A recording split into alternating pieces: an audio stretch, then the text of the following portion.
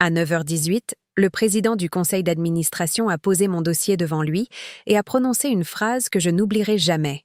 « Madame Delorme, nous avons décidé de mettre fin à votre collaboration avec effet immédiat, personne n'a bougé.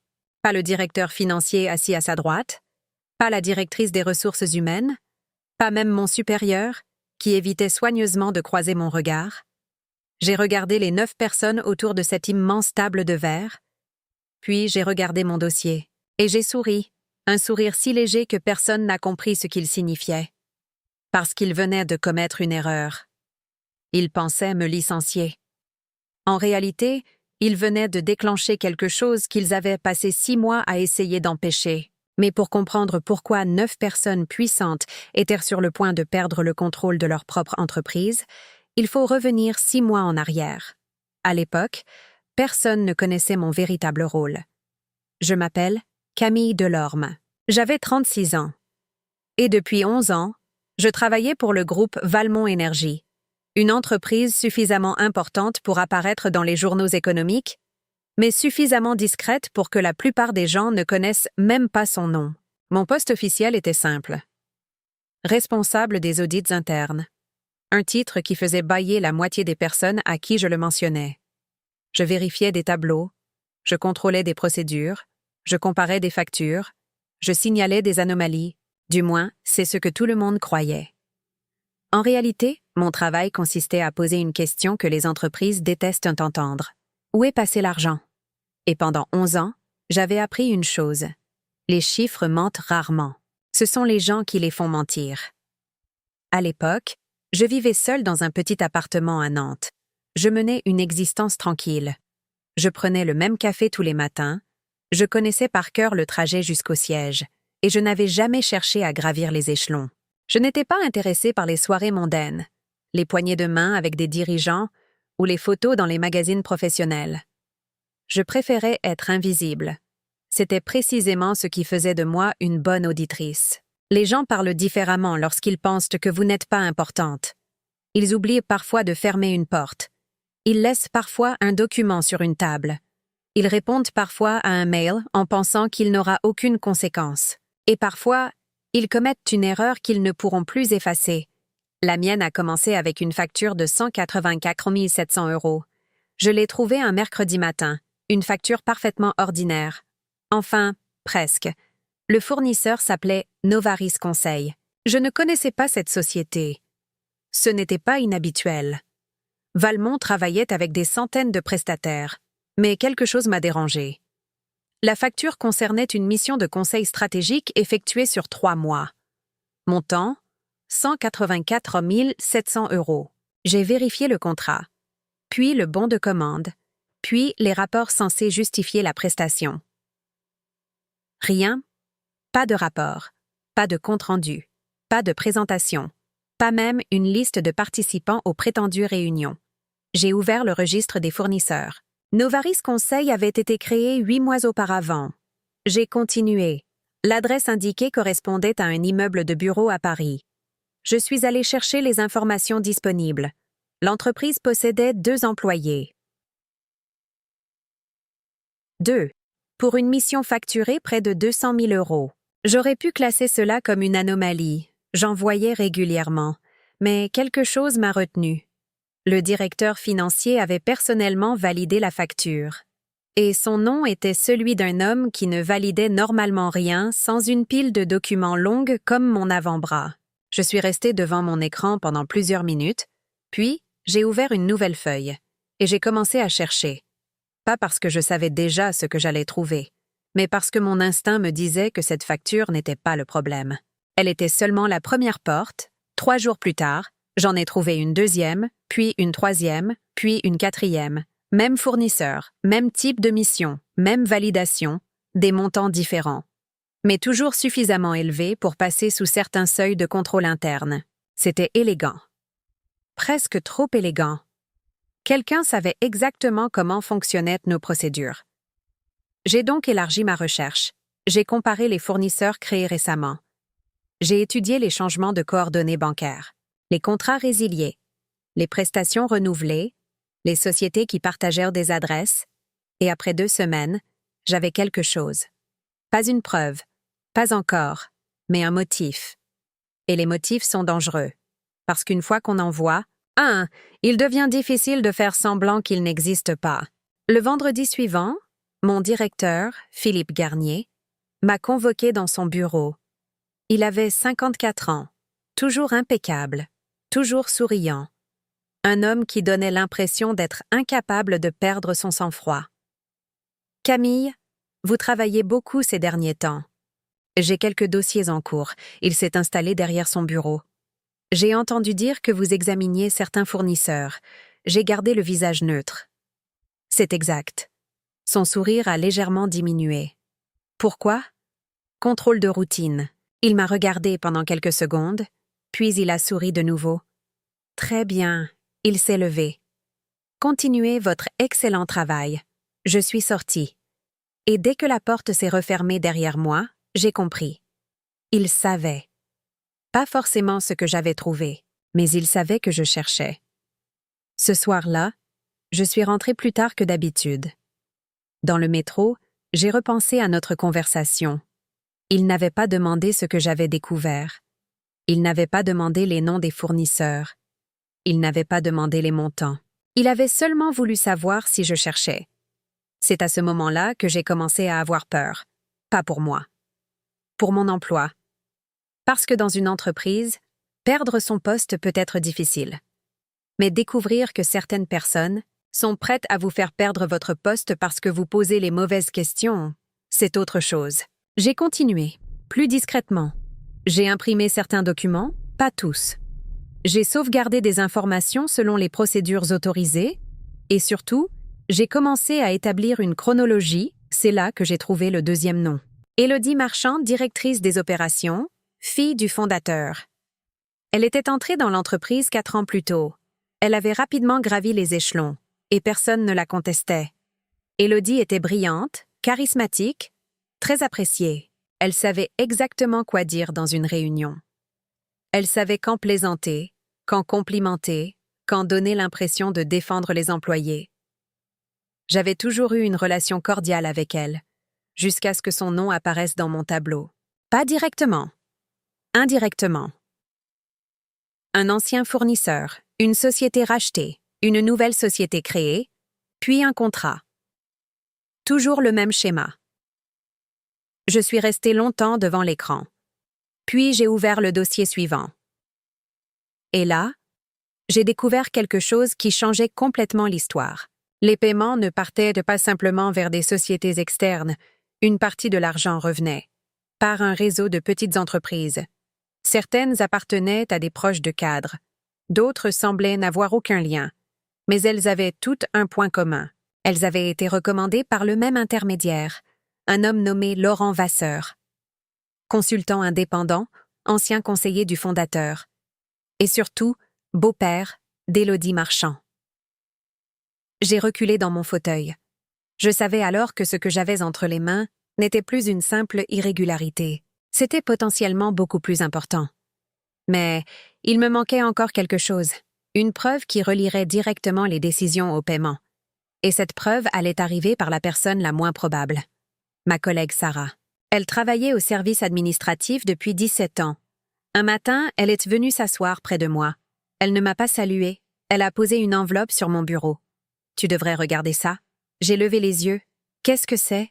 Elle a regardé autour d'elle. « Je ne sais pas si je dois te le donner. » Cette phrase m'a immédiatement alertée. J'ai pris l'enveloppe. À l'intérieur se trouvait une copie d'un ancien procès-verbal de réunion, daté de 2 ans auparavant. J'ai commencé à lire. Puis je me suis arrêtée, parce qu'une signature figurait en bas du document, celle du président actuel. Mais le problème n'était pas sa signature. Le problème était la date. Il n'était pas présent ce jour-là. J'en étais certaine. Parce que cette réunion avait eu lieu pendant un déplacement professionnel dont je possédais moi-même les justificatifs. J'ai regardé Sarah. « Où as-tu trouvé ça ?» Elle a hésité. « Dans les archives. » « Qui t'a demandé de le classer ?» Elle n'a pas répondu. Puis elle s'est penchée vers moi. « Camille, laisse tomber. » Je n'ai rien dit. « Je suis sérieuse, » a-t-elle murmuré. « Tu ne sais pas contre qui tu es en train de chercher. » Puis elle s'est levée, elle est partie. Je suis restée seule avec cette feuille. Et pour la première fois depuis 11 ans, j'ai envisagé de ne pas aller plus loin. Pas parce que j'avais changé d'avis, parce que je commençais à comprendre que quelqu'un, dans cette entreprise, était prêt à tout pour que personne ne découvre la vérité. Le lundi suivant, mon ordinateur a été contrôlé. Le mardi, mon accès à certains dossiers a disparu. Le mercredi, Philippe m'a demandé de lui transmettre mes notes. J'ai refusé. Poliment le jeudi, les ressources humaines m'ont convoqué. Ils avaient reçu une plainte contre moi. On m'accusait d'avoir consulté des documents auxquels je n'étais pas censée avoir accès. C'était absurde, mais parfaitement construit. Quelqu'un avait pris mon travail d'audit et l'avait transformé en faute professionnelle. Je suis sortie de la réunion avec une mise à pied temporaire. Dans le couloir, Élodie m'attendait. Elle avait les bras croisés. « Je suis désolée, Camille. » J'ai souri. « Non, tu ne l'es pas. » Son visage s'est figé. Elle a baissé la voix. « Tu devrais accepter ce qui t'arrive. » « Pourquoi? » Elle m'a regardé droit dans les yeux. « Parce que certaines batailles ne valent pas la peine d'être gagnées. » Puis elle est partie. Je suis rentrée chez moi. J'ai posé mon sac. J'ai retiré mes chaussures. Je me suis assise à la table de ma cuisine. Et pendant presque 1 heure, je n'ai rien fait. Puis j'ai ouvert mon ordinateur personnel. J'ai regardé les documents que j'avais légalement conservés dans le cadre de mes fonctions. Et j'ai compris quelque chose. Ils avaient commis une erreur. Ils avaient tellement voulu me faire taire qu'ils avaient oublié une chose essentielle. Je n'avais jamais travaillé seule. Et Sarah n'était pas la seule personne à avoir remarqué des anomalies. À 22h41, mon téléphone a vibré, un message, un seul. J'ai retrouvé le dossier dont tu m'avais parlé. Mais tu dois venir le chercher toi-même. Le message venait de Sarah. Je me suis levée, j'ai pris mon manteau, et avant de quitter mon appartement, j'ai regardé l'heure une dernière fois. 22. H43, je ne savais pas encore que ce dossier allait transformer une simple affaire de détournement en quelque chose de beaucoup plus grand. Je ne savais pas non plus que, le lendemain matin, 9 personnes allaient s'asseoir autour d'une table pour décider de mon avenir. Et surtout, je ne savais pas encore qu'elles allaient me licencier exactement au moment où elles auraient dû commencer à avoir peur. Sarah m'attendait dans le parking souterrain. Elle était debout près de sa voiture, les bras croisés contre elle, comme si elle regrettait déjà de m'avoir envoyé ce message. « Monte », m'a-t-elle dit. Je me suis approchée. « Où est le dossier ?» Elle a regardé autour d'elle avant de répondre. « Pas ici. Je me suis arrêtée. »« Sarah, qu'est-ce qui se passe ?» Elle a inspiré profondément. « J'ai trouvé quelque chose dans les anciennes archives comptables. » Quelque chose qui n'aurait jamais dû être conservé? Quoi? Elle a ouvert la portière arrière. Un carton brun reposait sur le siège, je l'ai pris. Il n'était pas très lourd, mais au moment où mes doigts ont touché le couvercle, j'ai compris pourquoi Sarah avait peur. Une étiquette était collée dessus. Projet Orphée, confidentiel. Je connaissais ce nom. Tout le monde dans l'entreprise le connaissait. Orphée avait été présenté 2 ans auparavant comme le plus gros investissement technologique de l'histoire de Valmont Énergie, un projet de modernisation censé permettre à l'entreprise de réduire ses coûts énergétiques de plusieurs dizaines de millions d'euros. Le conseil d'administration avait approuvé un budget de 42 millions. Mais le projet avait été officiellement abandonné. 18 mois plus tard, on nous avait expliqué que les résultats n'étaient pas suffisamment prometteurs. Fin de l'histoire. Du moins, c'est ce que je croyais. J'ai ouvert le carton. Des contrats, des factures, des procès-verbaux, des échanges de mails imprimés et, au fond, une clé USB. Je l'ai regardée. « Tu as ouvert ça ?» Sarah a secoué la tête. « Non. Pourquoi ?» Parce que je ne savais pas ce qu'il y avait dessus.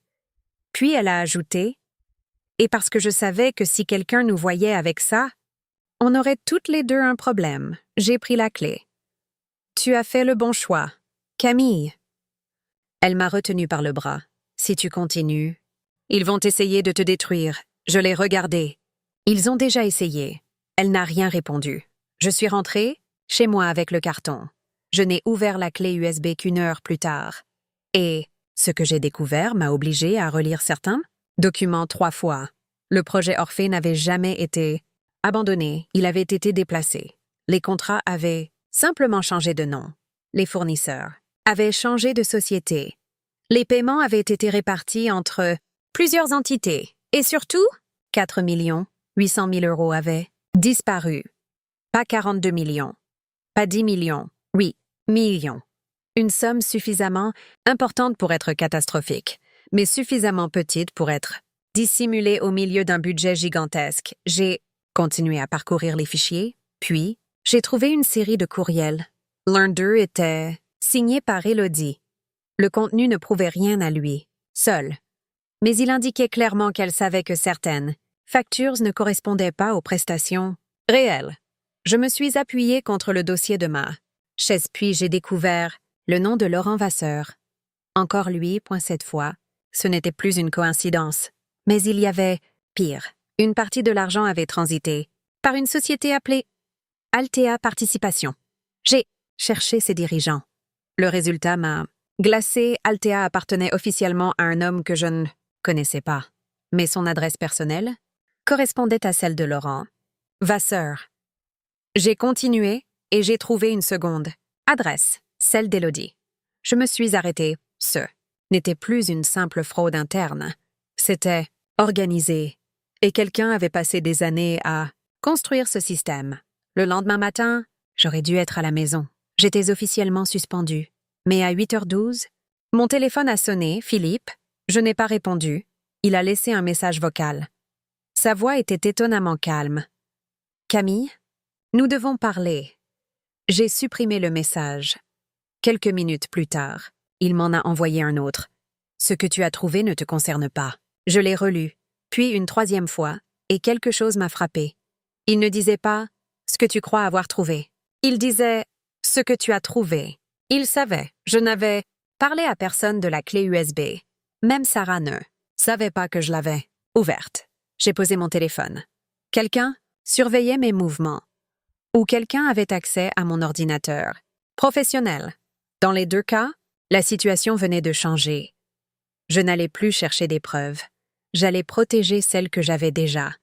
J'ai contacté une ancienne collègue, Marianne, qui travaillait désormais comme avocate, spécialisée en droit des affaires. Elle m'a reçue le soir même, j'ai posé les documents sur son bureau, elle a tout parcouru en silence.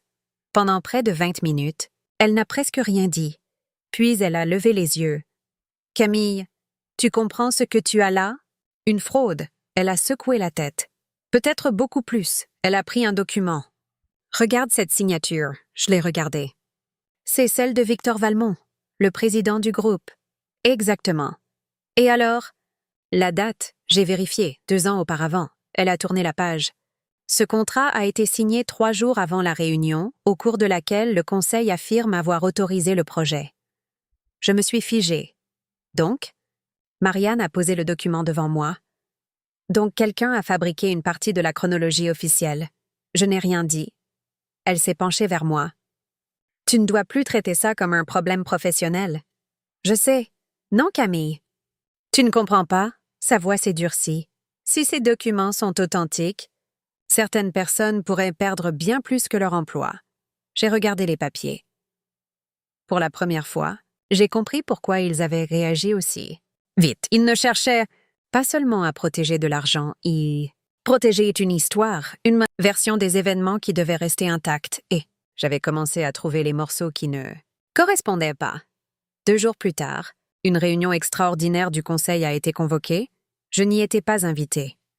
Puis, à 8h03, j'ai reçu un mail, objet, convocation exceptionnelle. J'ai lu la première ligne.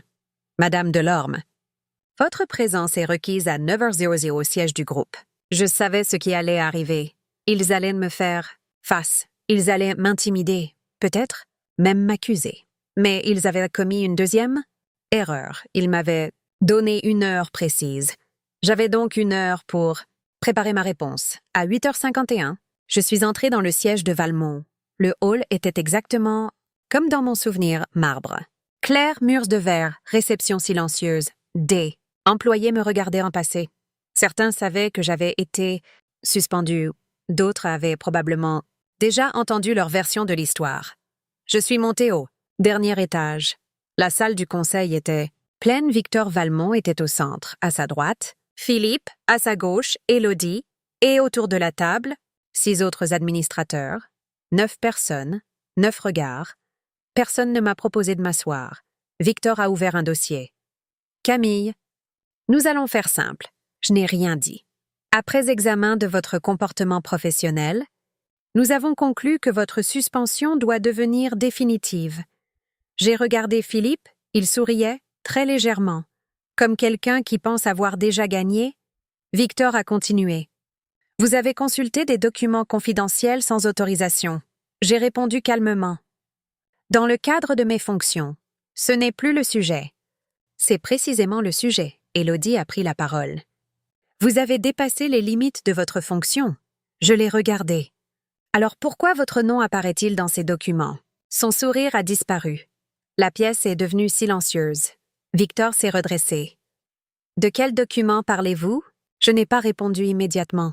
Je voulais voir leur visage. Philippe avait cessé de sourire. Élodie regardait Victor. Et Victor? Victor regardait Philippe. Une seconde, une seule. Mais elle m'a suffi. Il ne savait pas tout. Philippe avait peut-être agi sans tout lui révéler. J'avais trouvé une fissure. Je me suis assise. Très bien, ai-je dit. Licenciez-moi. Philippe m'a regardé avec surprise. Il s'attendait à une résistance. Je lui ai souri. Mais avant, j'aimerais que vous signiez ce document. J'ai sorti une feuille de mon dossier. Victor l'a prise. Il l'a lue. Son visage a changé. Qu'est-ce que c'est? Une demande officielle de conservation des preuves. Philippe a immédiatement compris. Tu n'as pas le droit de... Si, je l'ai interrompu. Et je vous conseille de ne supprimer aucun fichier, aucun mail, aucune sauvegarde. Élodie s'est levée. Vous nous menacez? Non, j'ai refermé mon dossier. Je vous préviens. Victor a regardé Philippe, puis moi. Camille, si vous avez une accusation à formuler, faites-le maintenant. J'ai hésité, puis j'ai prononcé la phrase qui allait changer toute la réunion. Je ne vous accuse de rien. J'ai posé une clé USB sur la table. Je vous demande simplement d'expliquer pourquoi votre entreprise a versé 4,8 millions d'euros à des sociétés qui n'ont fourni aucun service réel. Personne n'a répondu. Puis un administrateur, au bout de la table, a demandé « Où avez-vous obtenu ça ?» Je l'ai regardé. Dans vos propres archives. Il y eut un long silence. Puis Victor a demandé « Qui d'autre possède une copie ?» J'ai souri. Cette fois, je n'ai pas répondu. Parce que la vérité était simple. Je n'avais pas une copie, j'en avais 3 et aucune n'était chez moi. Je pensais alors que j'avais enfin repris le contrôle. Je me trompais. Parce que le soir même, Sarah m'a appelé, sa voix tremblait. « Camille, qu'est-ce qu'il y a ?» Quelqu'un est venu chez moi, je me suis redressée. Qui? Je ne sais pas. Elle a marqué une pause. Mais il a laissé quelque chose sur ma porte. Quoi? Elle a respiré profondément. Une photo de toi, puis elle a ajouté. Et derrière la photo, il y avait écrit une seule phrase. Je n'ai rien dit. Tu aurais dû accepter le licenciement. Pour la première fois depuis le début de cette histoire, j'ai compris que l'affaire n'était plus seulement financière. Quelqu'un venait de décider de nous faire peur, et cette personne venait de commettre une erreur beaucoup plus grave que toutes les autres. Elle venait de me donner une raison personnelle de ne plus reculer. À 7h16, le lendemain matin, j'ai reçu un appel de Sarah. Je n'ai pas eu besoin de lui demander comment elle allait. Je l'ai compris au son de sa respiration.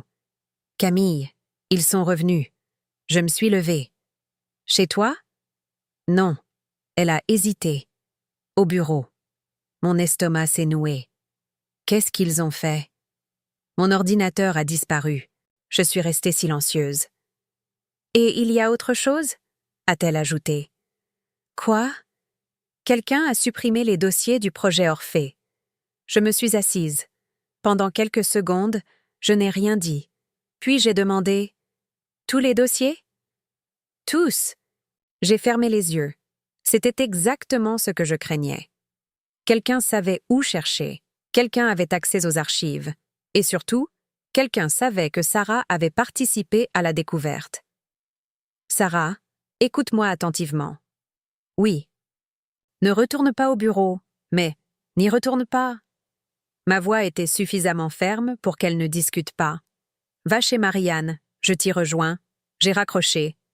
Puis j'ai regardé la photo que Sarah m'avait envoyée, une photographie de moi devant mon immeuble. Prise de loin. Pas hier. Pas cette semaine. La photo avait été prise 3 semaines auparavant. J'ai agrandi l'image. Derrière moi, une voiture noire était garée de l'autre côté de la rue. Je connaissais cette voiture. Je l'avais déjà vue. Pas devant chez moi, devant le siège de Valmont. Quelqu'un me suivait depuis plus longtemps que je ne le pensais.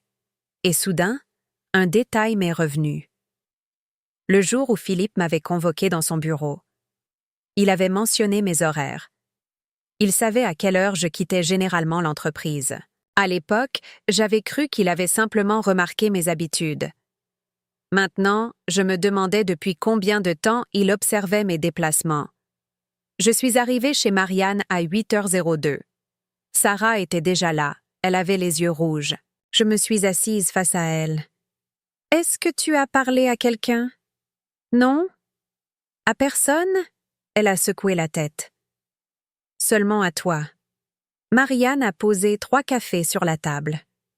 Puis elle a dit « Il faut arrêter de réfléchir comme si nous avions affaire à une simple fraude. » Je l'ai regardée. Je sais. Non, Camille. Elle a sorti son téléphone. J'ai vérifié quelque chose cette nuit. Elle a posé l'écran devant nous. C'était une recherche sur une société, Altea Participation. Elle a été dissoute hier. Sarah a pâli. Hier? Oui. J'ai regardé Marianne.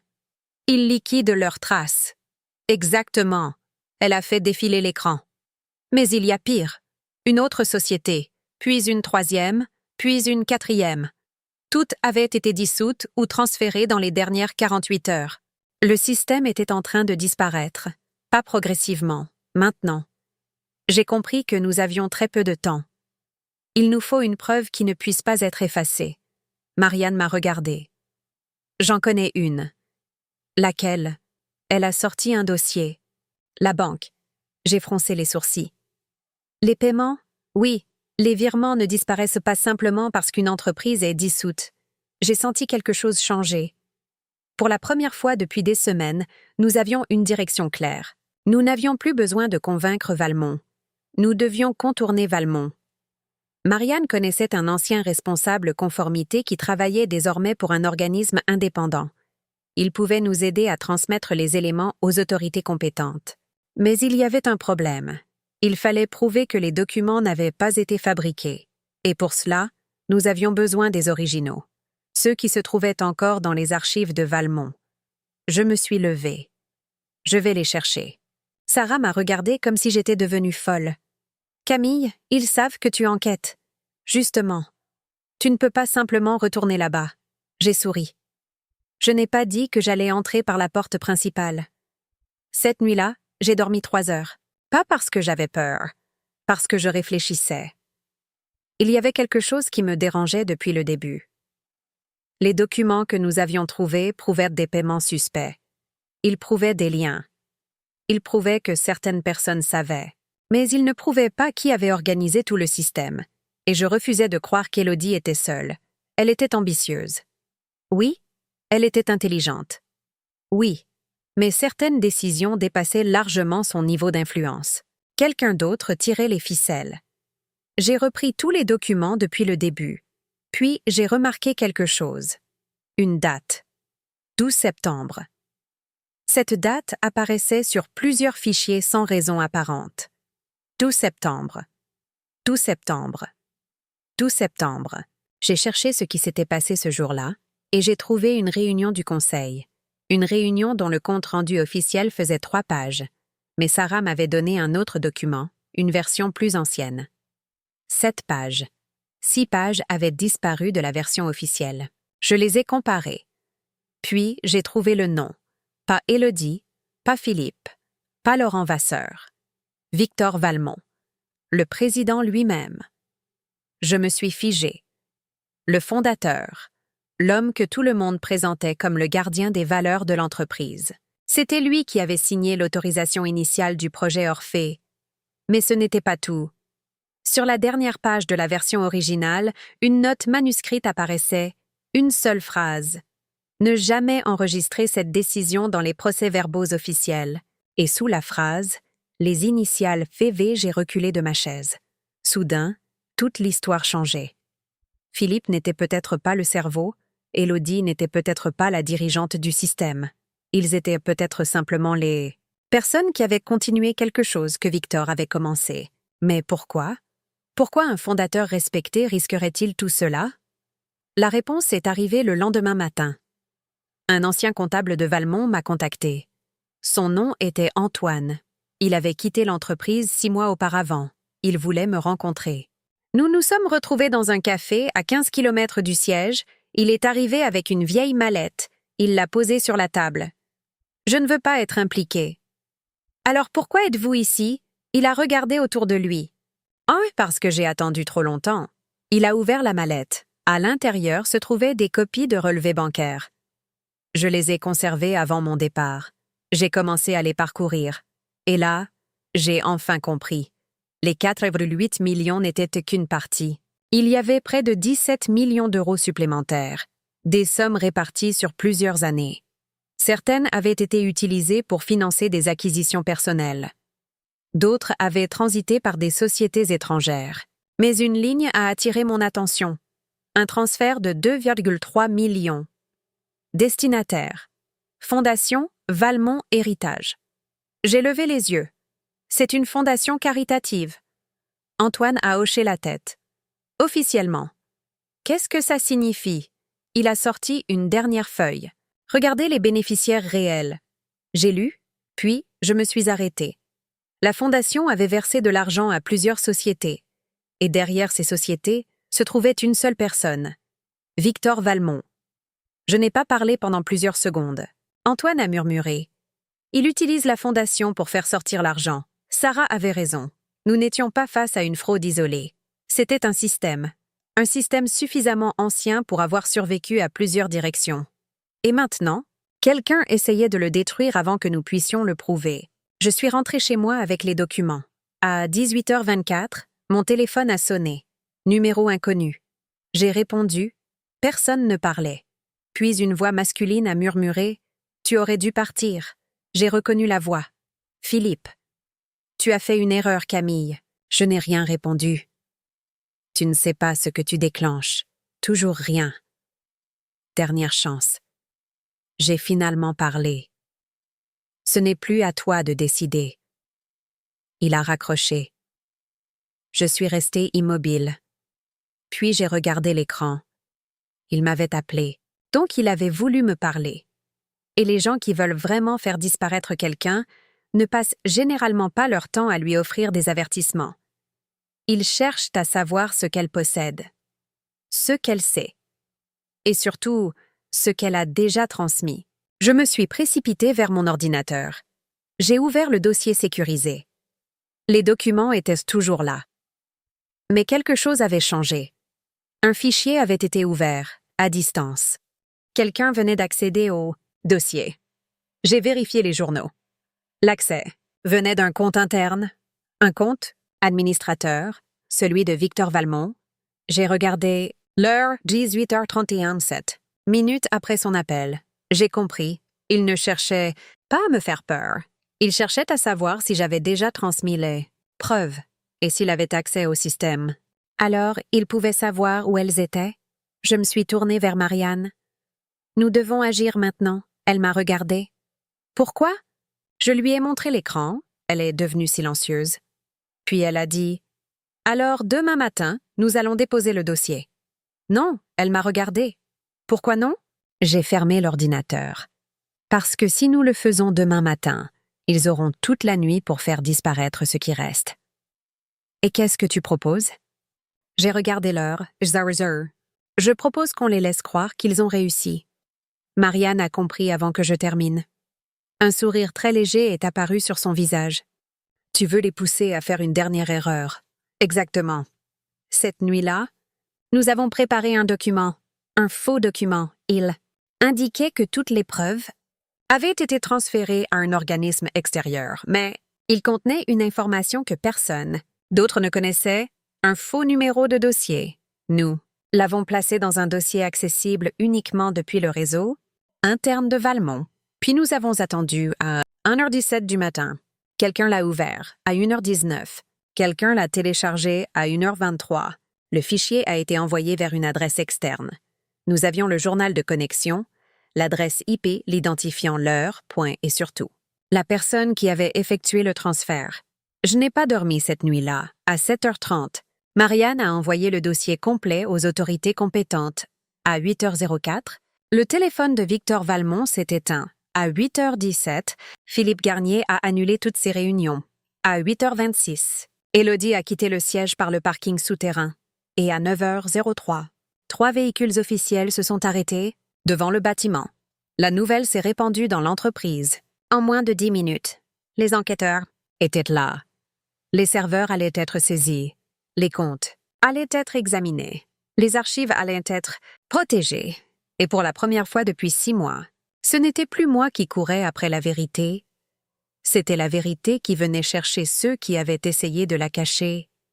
Mais lorsque je pensais que tout était terminé, Marianne m'a appelé. Sa voix était grave. « Camille, ne quitte pas ton appartement. » « Pourquoi? » « Parce qu'on vient de trouver quelque chose dans les comptes de la Fondation. »« Quoi? » Elle a hésité. « Le nom de la personne qui a reçu les premiers paiements? »« Qui? » Un silence. Puis elle a prononcé un nom que je n'avais absolument pas prévu d'entendre. « Le mien. Le mien. » Pendant plusieurs secondes, je n'ai pas compris. « Qu'est-ce que tu viens de dire? » Marianne a répété, plus lentement. « Ton nom apparaît dans les documents de la Fondation Valmont Héritage. » J'ai senti mon cœur accélérer. Ce n'est pas possible. Je sais. Non, tu ne comprends pas. Je n'ai jamais reçu d'argent de cette fondation. Je le sais aussi. Elle a marqué une pause. Mais quelqu'un a utilisé ton identité. Je me suis levée. Pourquoi faire? Pour construire une histoire. Une histoire. C'était exactement cela. Quelqu'un avait besoin d'un nom innocent. Quelqu'un avait besoin d'une personne suffisamment éloignée du pouvoir pour servir de couverture. Et j'avais été choisie. Mais pourquoi moi? Marianne m'a envoyé les documents. J'ai ouvert le premier, une société écran. Avait reçu 680 000 euros. Le bénéficiaire final était enregistré sous mon nom, mais l'adresse n'était pas la mienne. La date de naissance était fausse. La signature était différente. Tout était faux. Sauf mon identité. J'ai ouvert le deuxième document. Puis le troisième, toujours le même procédé. Mon nom apparaissait. Mon vrai nom, utilisé comme celui d'une bénéficiaire fictive. J'ai regardé Marianne. « Il préparait quelque chose? Oui. Quoi? » Elle a répondu après quelques secondes. « Te faire porter la responsabilité. » J'ai compris. Si l'enquête avait commencé quelques semaines plus tard, les enquêteurs auraient découvert des millions de transactions associées à mon identité. Et moi, j'aurais été la personne idéale à accuser. Une employée mécontente, une auditrice qui avait accès aux données, une femme qui venait d'être suspendue, une femme qui avait soudainement découvert des anomalies. Le scénario était presque parfait, trop parfait. Je me suis rassise. Puis une autre pensée m'a traversé l'esprit. Qui a créé les comptes? Marianne a ouvert un document. Une société spécialisée dans la gestion administrative. Et qui la dirige? Elle m'a regardée. Laurent Vasseur. Je n'ai pas été surprise, mais quelque chose ne collait toujours. Pas Laurent n'aurait pas pu faire tout cela. Seul. Quelqu'un avait fourni les informations nécessaires pour utiliser mon identité. Quelqu'un avait accès à mes données personnelles. Mon adresse, ma date de naissance, mon numéro de sécurité sociale.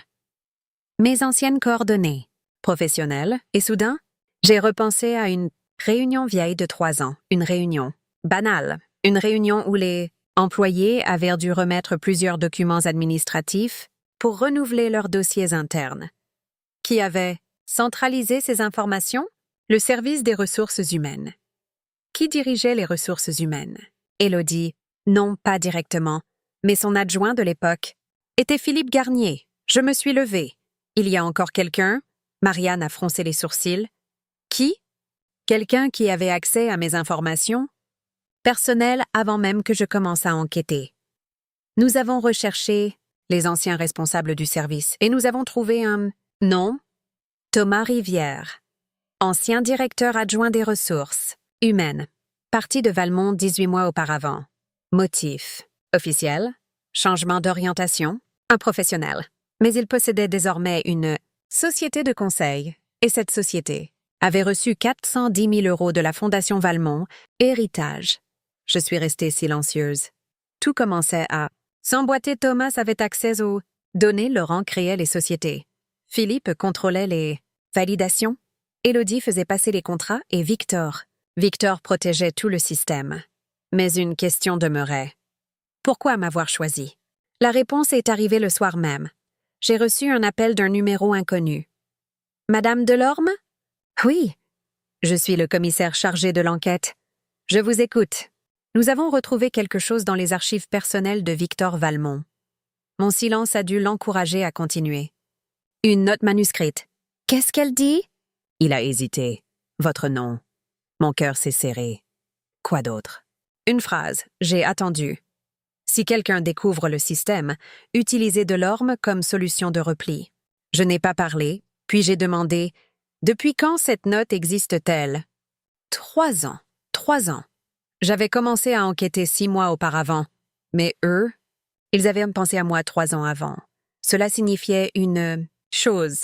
Ils n'avaient pas choisi mon identité parce que j'avais découvert la fraude. Ils avaient choisi mon identité parce qu'ils savaient déjà que j'étais suffisamment compétente pour finir par la découvrir. Ils avaient prévu ma chute avant même que je sache qu'une enquête existait. Cette pensée m'a fait plus froid dans le dos que toutes les menaces. Pendant des mois, j'avais cru être tombée par hasard sur leur secret. En réalité, ils avaient prévu ce qui arriverait si quelqu'un comme moi le trouvait. Le lendemain, les enquêteurs ont perquisitionné plusieurs bureaux. Victor Valmont a été placé en garde à vue. Philippe, également. Élodie a tenté de quitter le pays. Elle a été interceptée à l'aéroport. Laurent Vasseur a disparu pendant 48 heures avant d'être retrouvé chez un proche. Thomas Rivière, lui, avait déjà préparé sa défense. Il prétendait n'avoir jamais participé au système, mais les relevés bancaires racontaient une autre histoire. Puis quelque chose d'inattendu s'est produit. Élodie a demandé à me parler. Je ne voulais. Ah, mais l'enquêteur m'a dit, elle affirme avoir des informations qui pourraient nous permettre de comprendre l'origine du système. J'ai accepté. Nous nous sommes retrouvés dans une petite salle blanche. Élodie était assise de l'autre côté de la table. Elle n'avait plus son assurance habituelle, plus de tailleur impeccable, plus de sourire maîtrisé. Elle avait l'air épuisée. Je ne pensais pas que ça irait aussi loin, a-t-elle dit. Je n'ai pas répondu. Au début, c'était seulement de l'argent. Seulement? Elle a baissé les yeux. Mon père avait des dettes. Je suis restée silencieuse. Il avait investi dans des choses qu'il ne pouvait pas se permettre. Quand j'ai découvert la situation, il m'a demandé de l'aider. Et tu as accepté? Oui. Pourquoi? Elle a relevé les yeux. Parce que je croyais que je pouvais arrêter quand je voulais. Je savais déjà ce qu'elle allait dire ensuite. Puis les montants ont augmenté. Elle a hoché la tête. Et chaque fois que je voulais partir, il me rappelait ce que j'avais déjà fait. Elle a commencé à pleurer. Je n'ai pas ressenti de compassion. Pas encore. Et mon identité? Elle a fermé les yeux. C'est mon père. Victor? Elle a hoché la tête. C'est lui qui a décidé. Pourquoi moi? Cette fois, elle a mis plusieurs secondes à répondre. Parce qu'il disait que tu étais la seule personne dans l'entreprise qu'il ne pouvait pas acheter. Je suis restée immobile. Élodie a continué. Disait que les gens comme toi étaient dangereux. J'ai presque souri. Et pourtant, vous avez essayé de m'acheter? Il savait que tu refuserais. Elle a essuyé ses larmes. Alors il a décidé de te détruire. Cette phrase est restée entre nous. Puis, j'ai compris quelque chose. Toute cette histoire n'avait jamais vraiment commencé avec les 184 700 €. Elle avait commencé, beaucoup plus tôt, avec une décision prise dans une salle de conseil, avec des gens qui avaient observé mon travail, avec la certitude que si quelqu'un devait découvrir leur système, cette personne finirait forcément par être moi. Mais ils avaient fait une erreur fondamentale. Ils avaient confondu discrétion et faiblesse. Ils avaient cru que parce que je ne cherchais pas le pouvoir, je ne saurais pas l'utiliser. Ils avaient cru qu'une femme qui travaillait dans l'ombre serait facile à sacrifier. Ils s'étaient trompés. Le procès a commencé 11 mois plus tard. Je n'étais plus employée de Valmont. J'avais refusé de reprendre mon poste, pas parce que j'avais peur, parce que je ne voulais plus travailler dans un endroit où la confiance pouvait être transformée en arme. Sarah a témoigné. Antoine. Aussi, Marianne a présenté les documents et, lorsque mon tour est arrivé, je suis entrée dans la salle d'audience avec un dossier sous le bras. Victor était assis devant moi. Pour la première fois depuis que je le connaissais, il n'avait rien à contrôler. Il ne pouvait pas interrompre, il ne pouvait pas déplacer un document, il ne pouvait pas ordonner à quelqu'un de supprimer un fichier. Il devait simplement écouter. Le procureur m'a demandé. « Madame Delorme, pourquoi avez-vous continué votre enquête alors que vous aviez été menacée ?» J'ai réfléchi, puis j'ai répondu. Parce qu'à un moment donné, le problème n'était plus de sauver mon emploi, j'ai regardé Victor. Il s'agissait de savoir combien de personnes ils auraient sacrifiées pour protéger leur secret. Personne n'a parlé. Le procès a duré plusieurs mois. Les accusations se sont accumulées: fraude, falsification de documents, détournement de fonds, abus de confiance, blanchiment et utilisation frauduleuse d'identité. Victor a finalement été condamné et Philippe aussi. Laurent a écopé d'une peine importante. Thomas a obtenu une réduction de peine en échange de sa coopération. Élodie a été condamnée également. Mais avant le verdict, elle m'a écrit une lettre. Je ne l'ai jamais ouverte. Je l'ai simplement rangée. Parce que certaines explications arrivent trop tard. 6 mois après le procès, Valmont. Énergie a été restructurée. Une nouvelle direction a été nommée. Les employés ont reçu des excuses officielles. Sarah a été promue. Antoine a retrouvé un emploi. Et moi, j'ai créé mon propre cabinet d'audit, pas une grande entreprise, pas une structure impressionnante. 1. Petit bureau au-dessus d'une librairie. 3. Personnes travaillent avec moi. Nous vérifions les comptes d'entreprises qui veulent savoir si leur argent est réellement là où elles pensent qu'il est. Le premier jour, Sarah m'a demandé « Tu regrettes ?» J'ai regardé par la fenêtre. « Non, même après tout ça ?» J'ai souri. Surtout après tout ça. Quelques semaines plus tard, j'ai reçu une enveloppe. À l'intérieur se trouvait une copie d'une vieille note retrouvée dans les archives de Victor Sell qui portait mon nom. Je l'ai lue une dernière fois, puis je l'ai déchirée, pas parce que je voulais oublier, mais parce que je n'avais plus besoin qu'un homme comme Victor décide de ce que mon histoire devait devenir. Pendant longtemps, j'avais pensé que la victoire consistait à faire tomber ceux qui vous avaient fait du mal. J'avais tort. La vraie victoire, c'est lorsqu'ils cessent d'avoir le pouvoir de décider qui vous êtes. Victor voulait faire de moi une coupable. Il voulait utiliser mon nom comme un bouclier. Il voulait que ma carrière soit détruite avant même que la vérité ne soit connue. Et pourtant, son propre système a fini par devenir la preuve qu'il a condamné. Je repense parfois à cette première facture de 184 700 €, cette petite anomalie que j'aurais pu ignorer. Personne ne m'aurait reproché de la laisser passer. Personne ne m'aurait demandé « Pourquoi ?» Mais j'ai posé une question, une seule. Où est passé l'argent? Et cette question a ouvert une porte que certaines personnes avaient passé des années à verrouiller. Aujourd'hui, je sais quelque chose que je n'oublierai jamais. Les gens puissants ne sont pas toujours ceux qui parlent le plus fort. Parfois, la personne la plus dangereuse dans une pièce est celle qui écoute, celle qui prend des notes, celle qui attend, celle qui laisse les autres croire qu'ils ont gagné, et surtout, celle qui conserve la preuve. Parce qu'un mensonge peut survivre pendant des années. Mais il suffit parfois d'une seule personne pour commencer à le démonter. Une ligne, un chiffre, une signature, une question, puis une autre. Et un jour, le château entier s'effondre. Pas parce que quelqu'un l'a attaqué, parce qu'il était déjà construit sur du vide. Et moi, je n'ai fait qu'allumer la lumière.